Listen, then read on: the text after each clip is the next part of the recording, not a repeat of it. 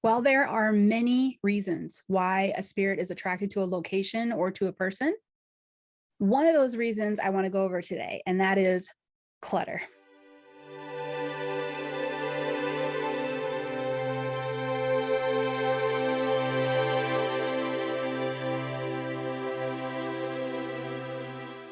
If you've been following me at all, maybe perhaps taken a course, I'm sure you've heard me talk about clutter and how decluttering is a wonderful thing. Mwah, absolutely wonderful thing to do to open up your intuition. Here's the lowdown on this. Clutter blocks intuition. Clutter, whether it's environmental, physical, emotional, clutter itself is just a whole bunch of little tiny bits and pieces of things that you have to worry about. Everything that you own, everything that's on your to-do list, every issue that you have in relationships or your job or whatever, all of these things are mental, emotional, physical clutter. And those reside in the mind, and intuition needs to flow through the mind. So it makes it a little bit more stuck. When it comes to spirits, they can be attracted to clutter because clutter holds energy, a particular type of energy. And if a spirit who's in the in-between, who's stuck, resonates with that energy or needs that energy in order to calm or soothe themselves, that energy will bring them to a location or to a person. And I'll give you an example of this. But in essence, when you have a lot on your mind, a lot to worry about, a lot of stress, things like this, or a lot that you're responsible for, this could be physical objects that you're responsible for, all of that is within your energetic body. And what's within your energetic body, you also attract more of. So clutter is, it's a kicker. I'm also a fan, however, of not tackling everything all at once, because that in itself is stress, and that is clutter in itself is the stress. I'm a big fan of just doing little bits as you can do them and to continue moving forward, whether it's inner work for emotional clutter or organizing a room for environmental clutter, or sitting down in a relationship and talking through something, those bits of clutter, just doing little bits at a time, start to add up, and it's really wonderful. Your intuition starts to open. Now, back to the attraction with spirits that are stuck.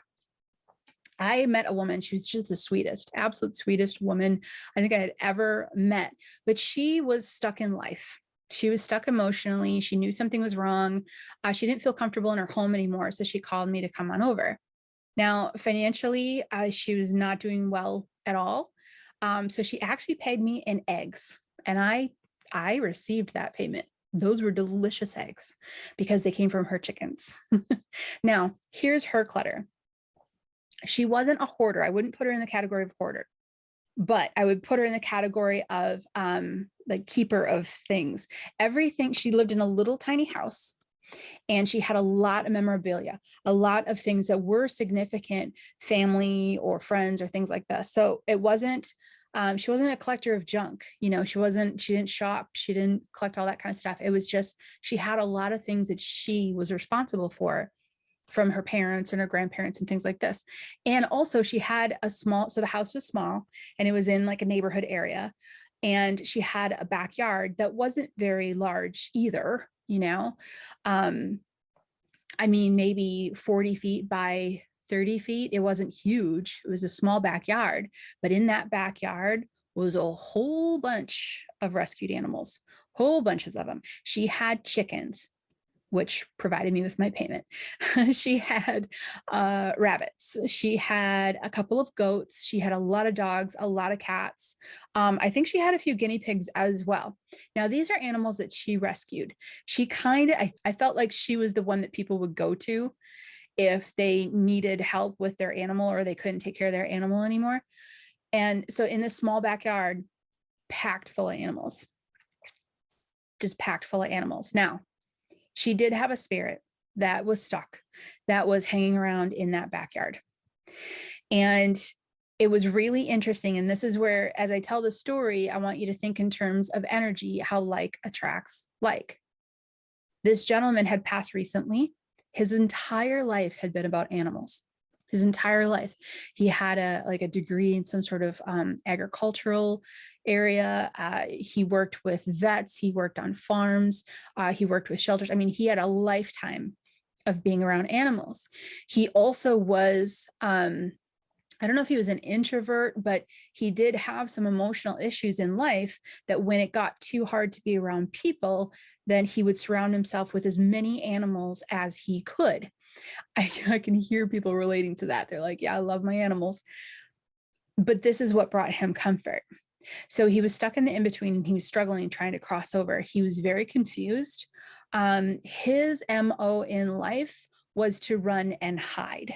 And so that's how he was approaching this being stuck is I'm just going to hide. I'm just going to hide and call it a day. And his version of hiding is to hide amongst the animals. That's what brought him calm. So he was at her home in the backyard. This was bringing him calm and peace, but he wasn't crossing over. He had found that calm to soothe him and he was just going to stay there. This was not a bad man. This was not a mean man. This was just somebody that struggled with coping in life. And so he struggled with coping in the transition process and he did what he always did. He found packed, tight animal energy and he found it at her home. So I worked with the gentleman to help him cross over. And actually, a little technique on this one, and it's not even a technique. I want to share how I did this one with you because I want you to start thinking creatively. You know, I ask my guides, what do I do? Always ask them. But this is what I ended up doing is I ended up saying to him, you know what? I'm going to create a bubble around you and I'm going to fill all of this wonderful, delicious animal energy into that bubble. So you'll be surrounded by that animal energy through your whole transition. And he was like, that would work. And I said, yeah, it would work. That would work.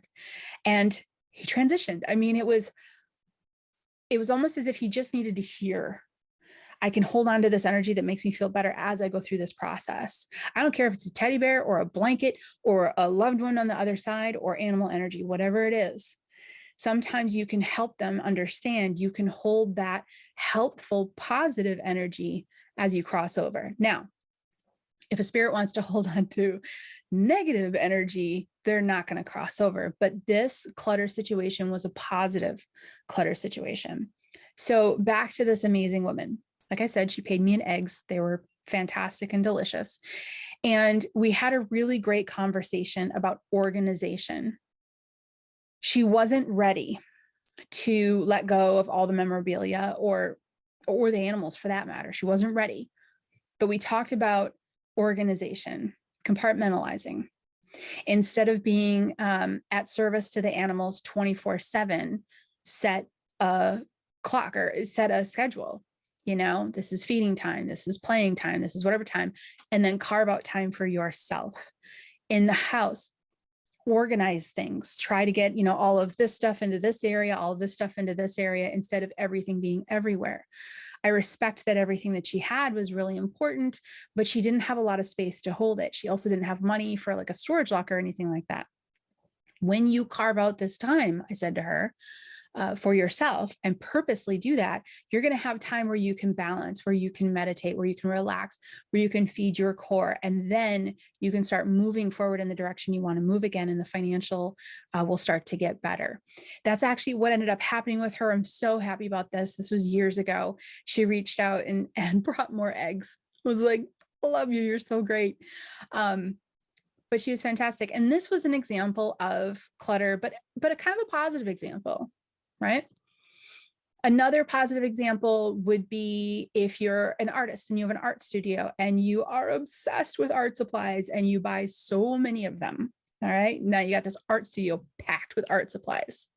Perhaps a painter passes away, gets confused and scared. They might migrate to your art studio to find comfort. Is this a bad thing? No, it's not a bad thing. Chances are really good when they arrive at your studio, submerge themselves in the energy of your studio, it might just help them transition.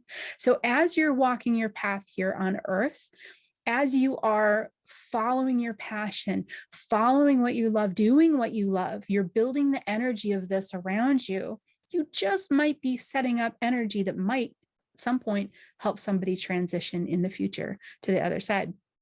If they get stuck, you can help them cross over, because we can all do this. All of us can do this, and allow them to take some of, like to wrap themselves up in some of that delicious art energy. And that might be what they need to cross over. Now, there are negative clutter situations, hoarding, for example. I've been in a lot of hoarding situations, and I'll share some of them with you in upcoming episodes. But in essence, what I'll say about it in this one is hoarding is connected to emotional suffering. And I say it that way because people who are hoarders have wounds, and they need care and love and support. So that's hopefully what everyone who's struggling with that kind of holding on hoarder energy can get. Somebody can come in and love them and support them. But in the meantime, the hoarding energy, if you have a spirit that crosses over that was also calmed by that energy, they're going to be attracted to that home. They're going to be attracted to that home. And they also obviously passed before they could heal their emotional wounds. So now you have a living person there who's struggling emotionally. You have an environment that's kind of holding that struggling energy. And now you have a spirit who's also struggling emotionally, compounding the energy in that space, which is going to affect the living human being. They're going to feel even more strongly that they're struggling. And it's just not a good situation. So clutter can really amplify spiritual activity. Think of it this way. We'll use the art studio example. Think of it this way. If that painter passed away and they needed that feeling of being surrounded by art, who are they going to come to? The person who has the art studio filled with supplies and they're in there all the time doing artwork, or the person that bought just a few supplies from Michael's last week, just to try painting? They're going to go to the art studio. They're going to go to that which has more of that energy. Like attracts like. Quantity is a piece of that. So it's not bad. Don't stop. These are positive things. I've seen kids drawn to, a child who had passed, drawn to like a daycare center. And the second they got in there, they felt the energy of it. They felt safe. They crossed over. So this is a positive thing, not in any way, shape, or form a haunting. If your passion can support someone in their transition, that's a beautiful thing. If you find a spirit that is struggling and attracted to negative clutter, kind of hoarding, emotional crises kind of clutter situation, that's a time where we really need to step in and help and do whatever it takes to help them to release, let go, and to continue on their path. Because in the end, even if they're struggling, even if they're attracted to something negative, in order to soothe pain, because that's what people do, still we need to show up for them, love them unconditionally, help them to move on, help the living person as well, possibly, guide them in a direction of some sort of source of help. I've done that many, many times, and I think it's a beautiful thing. It's all of us coming together and making sure that that spirit who is stuck gets to go home. Clutter is, it's like amplifying a particular energy. So think of it first as, is this a positive energy or a negative energy? Now multiply it by creating much, much, much, much, much more of, what it is. It's going to be a little bit more of a magnet, and this could help or this could hinder. Either way, we go in, we do our job, we help people transition, because each and every one of those people, I say it every time, they're people. Ghosts are people too. This podcast has been brought to you by the Crossing Over Community, a loving and safe community of individuals who are shining light on the beautiful process of the death transition. Members of this community are amazing people just like yourself. Join the discussion, access more in-depth trainings, and be a part of this growing movement by joining the Crossing Over Community today.